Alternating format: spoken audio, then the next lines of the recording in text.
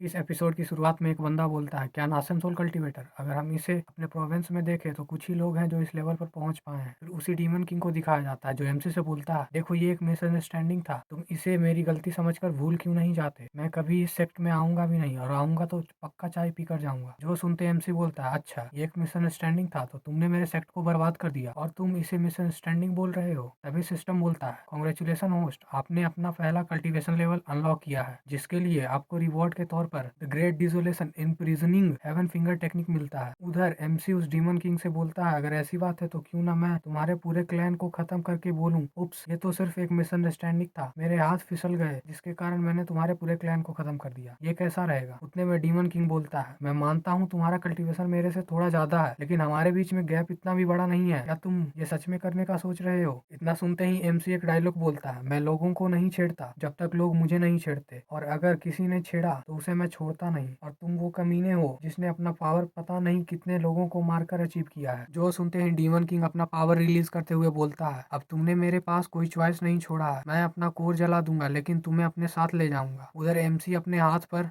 Energy जमा करते हुए बोलता है, हाँ तुम्हारे सपने मैं, और उस पर उसी एनर्जी से अटैक कर देता है, और वो एक अटैक में ही खत्म हो जाता है। जो देखकर सभी डीमन वहां से भागने लगते हैं, लेकिन एमसी उन सभी को वहीं खत्म कर देता है। फिर वो सेक्ट लीडर के पास आते हुए बोलता है, अब से ये कीड़े हमारे सेक्ट को परेशान नहीं करेंगे। जो सुनते सेक्ट लीडर बोलता है, तुम्हारा बहुत बहुत शुक्रिया, पिछले बार के लिए मुझे माफ कर देना, मुझे लगा अब तुम क्रिपल हो गए हो जिसके कारण तुम्हें ऐसी लाइफ जीना पड़ा, लेकिन मैंने कभी नहीं सोचा था तुम पहले ही नासन सोल पर ब्रेक थ्रू कर चुके होगे। आगे हमें एक लड़की को दिखाया जाता है, ये इसी सेक्ट की हेवनली फ्रेग्रेंस पीक की पीक मास्टर सू छियानसुए होती है, और वो बोल रही होती है, तुम बकवास करना बंद करो। इसे देखकर लगता है कि ये इतना लोकी रहना पसंद करेगा। फिर हमें हिडन स्वॉर्ड पीक के पीक मास्टर जो देजू को दिखाया जाता है, और वो बोलता है, एग्जैक्टली जूनियर ब्रदर ये लोकी रहना पसंद करता था क्योंकि वो हमारे सेक्ट को शैडो से गार्ड करता था। जो सुनते ही एमसी सोचता है, ये सही है, इनको जो कहानी बनाना है बनाने दो, बाद में मुझे इन्हें एक्सप्लेनेशन नहीं देना पड़ेगा। तभी एक बंदा भागते हुए आता है और बोलता है, report sect master, wind thunder sect ने अचानक हमारे स्पिरिट माइन और स्पिरिट वेन्स पर अटैक कर दिया और उन्होंने उस पर कब्जा भी कर लिया है, और हमारे बहुत सारे बंदे घायल हो गए हैं उन्हें बचाने के चक्कर में। जो सुनकर सेक्ट लीडर गुस्से से बोलता है, क्या उन कमीनों ने हमारे ऊपर अटैक कर दिया? माना कि हम उनके साथ इतना फ्रेंडली नहीं थे,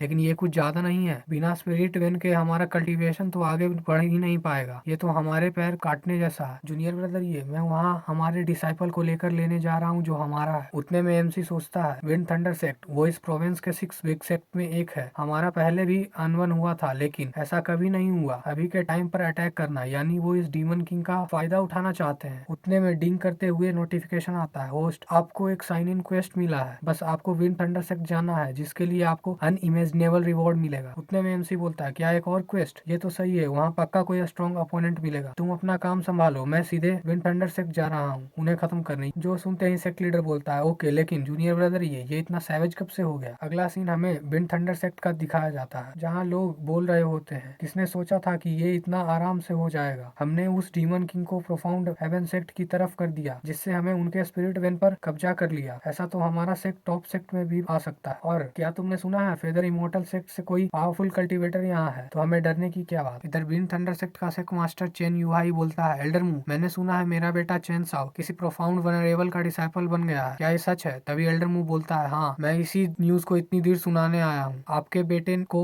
the great sun venerable top tier technique सिखा रहे हैं, वो आगे जाकर पक्का कोई लेजेंड बनेगा। जो सुनते ही सेक्ट लीडर बोलता है, क्या बात है, इसका मतलब मेरा बेटा इमोर्टेलिटी भी पा सकता है। उतने में एल्डर मू एक पील निकालते हुए बोलता है, ये अपर ग्रेड नासन सोल पील है जो तुम्हारे बेटे ने भेजा है तुम्हारे लिए। जो सुनते ही आसपास के लोग बोलते हैं, इस पील से तो सेक्ट लीडर पक्का नासन सोल पर ब्रेक थ्रू कर लेंगे। तभी सेक्ट लीडर बोलता है, लेकिन एल्डर मू उस डीमन किंग का क्या? जो सुनते ही एल्डर मू बोलता है, उस डीमन किंग को संभालना मेरे लिए बहुत ईजी है। तभी सेक्ट लीडर बोलता है, आपका बहुत बहुत शुक्रिया एल्डर मू, अगर आप हमें उस डीमन किंग का लेवल नहीं बताते तो हमें ये सारे रिसोर्सेज नहीं मिलते। उतने में कोई बोलता है, किसी ने हमारे फॉर्मेशन को तोड़ दिया। तभी हमारा एमसी एंट्री लेते हुए बोलता है, ओ ये विंड थंडर सेक्ट है। उतने में सेक्ट लीडर बोलता है, किसने हमारे हॉल में तबाही करने की हिम्मत की है, क्या उसे जिंदा नहीं रहना? जो सुनते ही एमसी बोलता है, मेरा नाम ये जुनलियान है और मैं यहाँ तबाही मचाने ही आया हूँ। जो सुनते ही वहाँ एक बंदा बोलता है, ये और ये तो नासन सोल का है। तभी सिस्टम बोलता है, कांग्रेस होस्ट आपने ह्यूमन किंग सील और ग्रेट वाइड आर्ट को अनलॉक किया है। जो सुनते ही एमसी बोलता है ये सही है, इनके साथ खेलने में काम आएगा। उधर सेक्ट लीडर सोच रहा होता है नासन सोल कल्टीवेटर ये हमारे पास क्यों आया है, रुको ये जुनलियान ये नाम कुछ फेमिलियर लग रहा है। फिर वो बोलता है ऑनर डायूस्ट आप हमारे सेक्ट में क्यों आए हैं। जो सुनते ही एमसी बोलता है बेवकूफ पन्ना बंद करो, तुमने सुना नहीं ये जुनलियान मिस्टी पेक का peak master profound heaven sect, तुमने डीमन किंग के साथ टीम अप करके उस डीमन किंग को हमारे सेक्ट पर अटैक करने भेज दिया। लगता है तुम्हारे इस बिंड थंडर सेक्ट को नक्शे से मिटाना पड़ेगा। जो सुनते ही सेक्ट लीडर बोलता है ये जुनलियान क्या तुम्हारा कल्टीवेशन तो खत्म हो गया था ना, तो फिर तुम नासन सोल पर कैसे पहुंच गए। अगर ये यहाँ है तो डीमन किंग